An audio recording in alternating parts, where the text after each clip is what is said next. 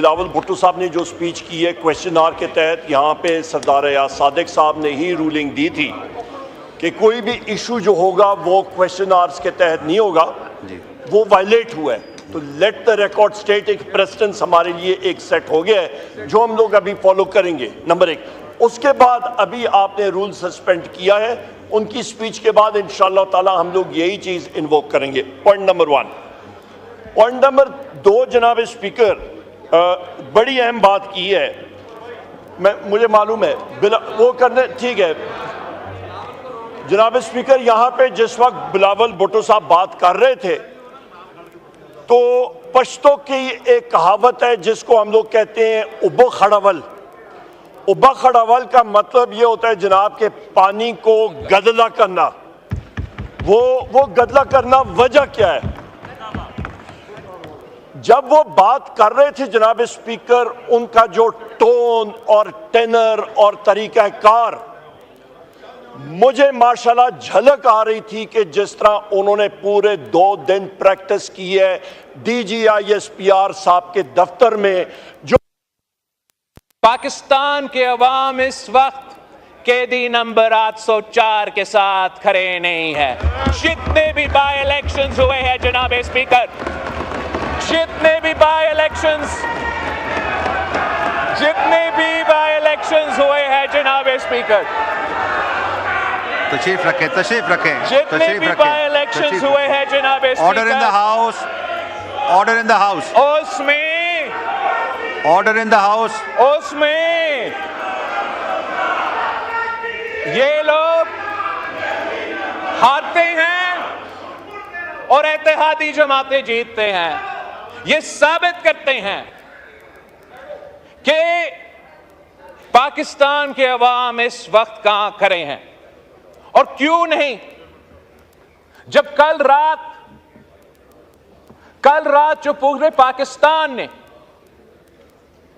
एक बयान पढ़ा है कैदी नंबर 804 का, और उस बयान में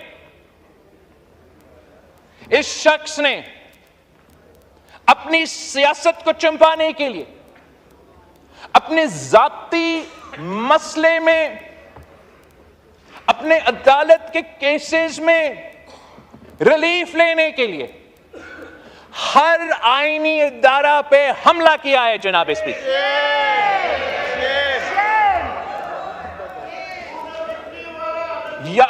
मैं तजवीज कर देता हूं तरीके इंसाफ को कि इसको आप तहकीकात करें कि क्या ये वाकई खान साहब का स्टेटमेंट था या नहीं।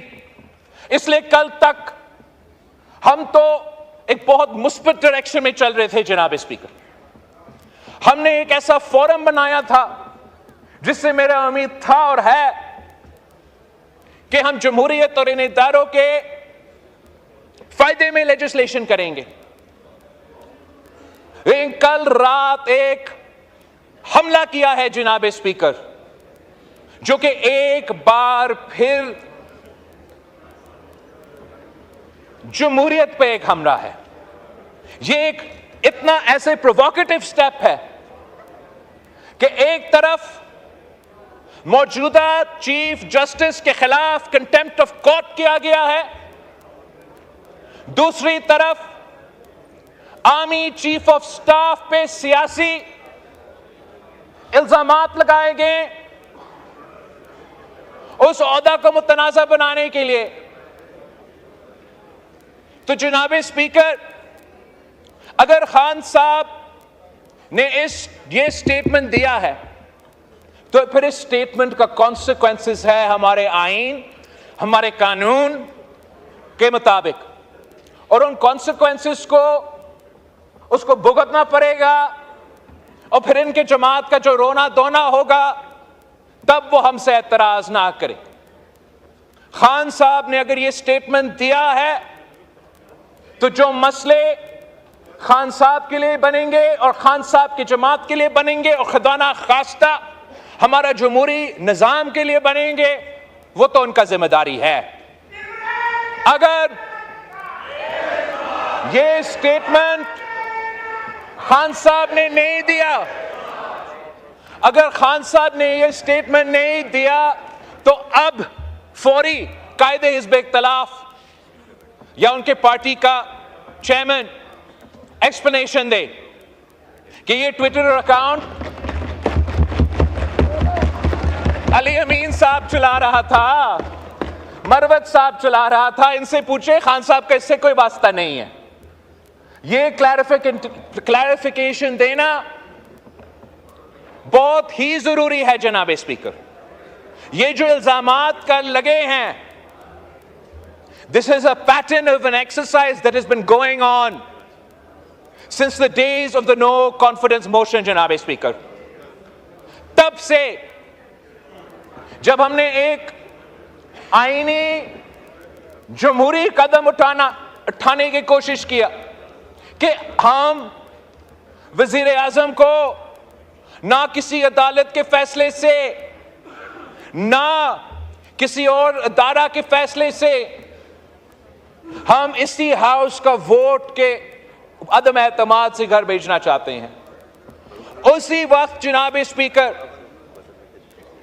कुछ इंडिविजुअल्स जो हमारे एस्टैब्लिशमेंट के इदारे में मौजूद थे और कुछ इंडिविजुअल्स जो इस सियासी जमात से ताल्लुक रखते हैं, उन्होंने मिलकर एक साजिश शुरू किया और वो साजिश एक ऑनगोइंग कू अटेम्प्ट था जनाब स्पीकर। उस कू अटेम्प्ट का पहला हमला हमारे अदम एतमाद को आर्टिकल 5 की बुनियाद पे रद्द करना, कॉन्स्टिट्यूशन का तोड़ना।